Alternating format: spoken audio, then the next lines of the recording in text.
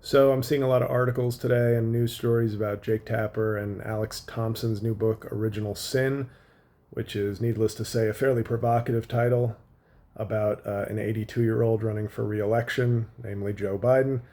But I think that the book is probably worthwhile reporting. I know some left-wing people like myself may say, oh, I'm not reading that trash, or they're trashing Biden again. Hey, if a president was not fit to run and his administration was doing a lot more to cover it up, that is absolutely worthwhile reporting, regardless of how you feel about politicians or the Democratic Party. I'll probably end up reading it, but what I've noticed, my problem today is not so much the reporting, which is done by two reputable people. It's the coverage, which is, I've seen already multiple newspaper articles with the here's how Joe Biden handed the presidency to Donald Trump.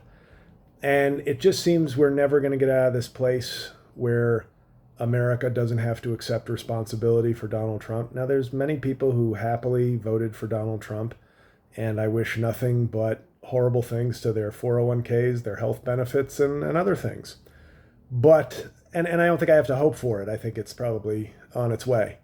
But all those people who sat out, all the people who were independent voters and just felt like voting for the guy who did January 6th, who's been accused of sexual assault, who's been just a horrible human being for most of his life, other than those couple of years on a fake TV show about his business skill. And when is America, at some point, is America never going to, the land of personal responsibility, the same people who will vote for Trump, some of them who will talk about how other people need to be about personal responsibility. It seems that this country will never have to take ownership for Donald Trump. It's going to be Joe Biden's fault for running for reelection after a largely and imperfectly successful first term. I think, of course, there are problems there. And if people were covering it up, like I said, that's very newsworthy information and historical information that is worthwhile. But people still had to affirmatively stay home or vote for Donald Trump. And there was nothing Joe Biden was doing or not doing that would force somebody to do that. This idea of, oh, if Joe Biden had just given it up earlier. Yeah, we love living in that world where America would have just fallen in love with Democrats if only it wasn't Joe Biden. Meanwhile, just a few years earlier, Joe Biden was the right race, gender, generation, and temperament to beat Donald Trump, and maybe no one else could. But in a few short years, they act like he's the only Democrat who could lose. And obviously, we learned that's not the case. Kamala Harris lost. But I'm just, at this point, sort of not even angry, but just it's sort of so disappointing and so, I don't want to say hopeless, but the idea that even now, Trump voters get a pass and people who sat out the election get a pass. First of all, it wasn't Joe Biden running. I know it was a short turnaround, but his vice president ran. He didn't run, he stepped out.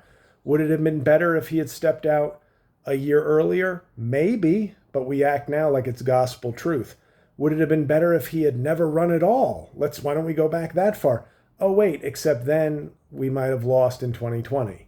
So at some point, it would be nice for America. I know, especially one half of the country never likes to take ownership or apologize or take responsibility for historical problems this country has had. But it'd be nice if Trump voters and people who sat home could just raise their hands and go, no, we did that. That wasn't Joe Biden who handed the election to us. We chose the worst possible option.